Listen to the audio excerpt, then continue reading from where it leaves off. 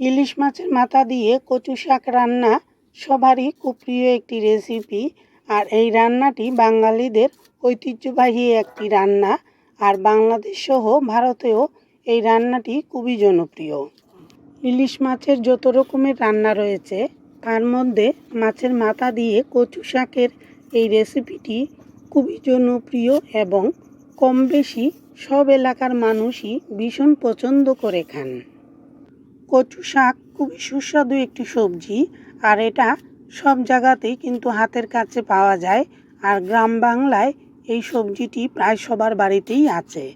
কচুর কুসা ফেলে দিয়ে কচি পাতাসহ একসাথে কেটে রাখা হয়েছে। এবার অল্প জল দিয়ে কচু শাকগুলো ভালো করে সেদ্ধ করে নিব। সবগুলো কচু শাক একসাথে ধরছে না, অর্ধেকের মতো দিয়ে ঢেকে রাখছি। হালকা মজিয়ে আসলে আবারও দিয়ে দেব। ছোটো পাত্রে কচু শাক সেদ্ধ করতে চাইলে এভাবে 2 বারে বা 3 বারে দিয়েও সেদ্ধ করা যায়।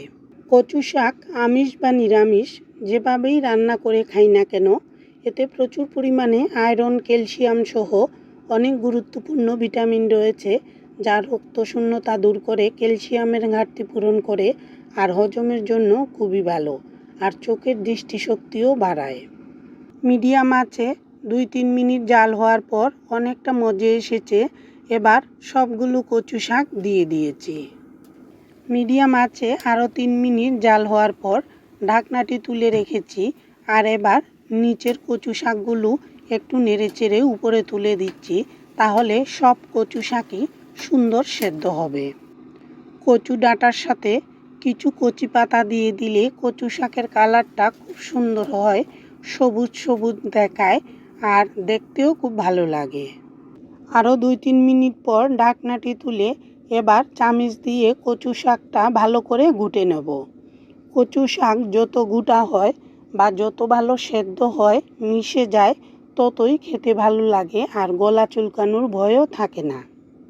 ভালো করে গুটে নেওয়ার পর কচু শাকটা নামিয়ে রেখে অন্য একটি পাত্রে রেখে এবার কড়াইটা ভালো করে ধুয়ে তাতে 2 টেবিল চামচ তেল দিয়েছি। যেহেতু গরুয়া রান্না, তাই কম তেলেই রান্না করছি। মাছ এবং কচুর পরিমাণ বুঝে তেল দিয়ে দিবেন, তবে নিজেদের রুচি অনুযায়ী বা স্বাস্থ্যের দিকটা বিবেচনা করে রান্না করলে ভালো হয়। হালকা আঁচে তেল গরম হয়ে আসার পর 2টি শুকনো মরিচ ভেজে তুলে রাখছি। কচু শাকের এই রান্নাটি কাঁচা মরিচ দিয়েই করব, আর কোনো ধরনের বাটা মশলাও লাগে না। ইলিশ মাছের ঘ্রাণ এতটাই সুস্বাদু যে বেশি মশলা বা তেল দিলেও কিন্তু খেতে ভালো লাগে না। অল্প জিরা এবং ছেঁড়া কাঁচামরিচ দিয়ে হালকা নেড়েচেড়ে নিয়ে মাথা 2টি দিয়ে দিয়েছি। আর এবার ভালো করে মাথাটা ভেঙে দিচ্ছি। যেহেতু অল্প মাছ, তাই অল্প মাছ দিয়ে রান্না করতে চাইলে মাছের মাথা এভাবে ভালো করে ভেঙে দিলে তেল মশলার সাথে খুব সহজে মিশে যায়, আর একটু ভাজা ভাজা হলে গলায় কাঁটা লাগার ভয়ও থাকে না।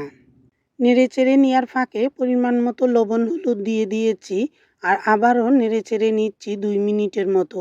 আর কচু শাকে কিন্তু অল্প করে লবণ দিতে হয়, যেহেতু কচু শাক সেদ্ধ হওয়ার পরে অনেক মনে হলেও জাল দিয়ে রান্নাটা শেষ করার শেষ মুহূর্তে কিন্তু একদম কমে আসে, তাই লবণটা খুব বুঝে কম করেই দিতে হবে। মাছের মাথা ভালো করে কষিয়ে নেওয়ার পর কচু শাক দিয়ে আবারও নেড়েচেড়ে দিয়েছি, আর অল্প করে চিনিও দিয়েছি। কচু শাকে হালকা মিষ্টি ভালোই লাগে, আর সেই সাথে গন্ধরাজ লেবুর সামান্য কিছু রস দিয়ে দিলাম, তাহলে ঘ্রাণটা ভালো আসবে আর গলাও চুলকাবে না। এবার মিডিয়াম আঁচে কচু শাক ভালো করে জাল দেব, আর কিছুক্ষণ পর পর নেড়েচেড়ে দিতে হবে। তলার দিকটা বারবার নেড়েচেড়ে দিলে পুড়বে না, আর জলটাও তাড়াতাড়ি শুকিয়ে যাবে। কচু শাক খেতে যেমন খুবই সুস্বাদু, তেমনি রান্না করতেও অনেক সময় লাগে, আর ভালো করে সেদ্ধ না করলে গলা চুলকায়, আবার জলও ভালো করে শুকাতে হয়, তাই অনেকটা সময় লেগে যায়।